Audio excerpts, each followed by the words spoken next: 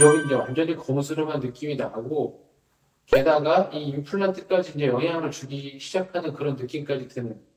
예.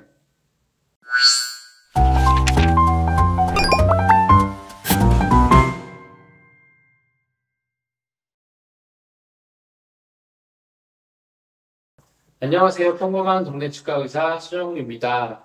오늘은 지난번 뼈가 어마어마하게 많이 녹아서 1년에 걸쳐서 뼈 이식하고 임플란트 했던 거 설명드렸었는데, 오늘은 이제 그와 비슷하게 이분도 뼈가 많이 녹았지만 다행히 발치하면서 바로 임플란트를 할 수 있었던 케이스인데요.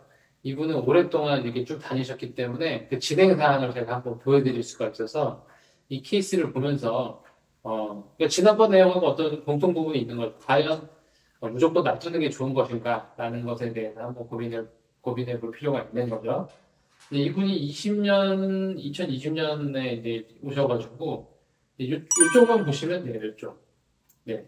여기는 이제 이미 이가 없었고 이제 보시면 한 여기까지 이렇게 뼈가 녹은 상태죠. 그러니까 뿌리가 이제 세 개가 있는데 하나는 아주 멀쩡하고 아주 멀쩡하다기보다는 좀 그래도 비교적 멀쩡하고 나머지 두 개, 뒤에 두 개의 뿌리가 있는데 거기는 뼈가 한 반 정도 대략 녹았다고 보시면 돼요. 그래서 제가 여기 임플란트를 할 때, 이것도 그냥 할 때 같이 해서 두 개를 연결하는 게 어떻겠냐라고 말씀을 드렸는데, 일단은 그냥 뒤에 것만 하겠다. 그래서 네, 환자분이 이제 그렇게 원하시는 대부분 이렇게 진행을 하죠. 그래서 이렇게 뒤에만 임플란트를 하고 쭉 지내셨어요. 그리고 나서 한 2022년쯤에 한번 검진 받으러 오셨는데, 한 여기쯤 녹았던 뼈가 뭔가 거무스름한 게 여기까지 갔어요. 그래서 이거 좀 안 좋습니다. 이렇게 얘기를 하고 그리고 나서 또 한 1년이 지났죠. 여기 이제 완전히 거무스름한 느낌이 나고 게다가 이 임플란트까지 이제 영향을 주기 시작하는 그런 느낌까지 드는. 예. 그래서 그러다가 이제 제가 말씀을 드렸는데 그래도 일단 또 지켜보겠다고 하셨어요. 그래가지고 또 한 1년까지는 아니지만 그 다음, 네, 올해 1월 달이 돼서는 완전히 이제 여기까지 이런 식으로 이렇게 돼가지고 처음에는 여기까지였는데 이게 이런 경우를 말씀드리는 거예요. 놔둬가지고 좋은 경우가 있고 이렇게 계속 시간이 지나면 지날수록 물론 뭐 하루아침에는 아니죠. 지금 여기까지 내려가는데 여기서부터 여기까지 횟수로 따지면 한 4년 걸렸으니까 4년 동안 조금씩 녹아서 얘만 자기 혼자 죽는 게 아니라 이 앞에 뿌리 쪽까지, 여기 뒤에 임플란트 쪽까지 점점 이렇게 뼈가 녹아버린 거죠.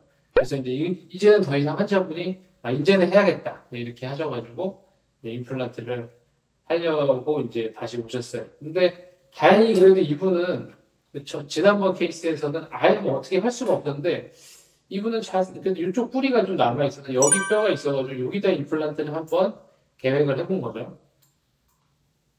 네, 그래서 이쪽. 여기는 완전히 폭탄, 완전히 뭐 분하고 뻥 뚫려있죠. 원래는 이게 CT 사진인데, 원래는 여기 처음에 2020년은 여기였는데, 4년 동안 여기까지 내려오죠. 근데 그나마 여기 좀 뼈가 있어서, 이건 한번 시도해볼 만 하겠다 해서 이번에 임플란트를 시도를 했는데, 이제 뭐 흔히 제가 항상 하는 발치 즉시 임플란트, 네, 이거는 다행히 이런 식으로, 그러니까 그 뿌리 쪽에 있잖아요. 정확하게 이쪽에 하고, 여기는 또 어마어마한 뼈 이식을 했습니다. 그리고 여기 이제 신경이요, 신경. 네. 이제 이렇게 해가지고 아직 보철이 완성되진 않았는데, 이런 케이스를 보면은, 다행히, 이 임플란트는 되게 여기 짧고 치아가 길잖아요.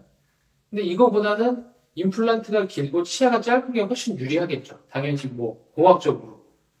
뼈에 붙어 있는 양은 적고, 위에 올라가 있는 양이 긴 것보다는 뼈에 붙어 있는 게 많고 위에 올라가는 게 짧은 게 훨씬 수명이 길겠죠.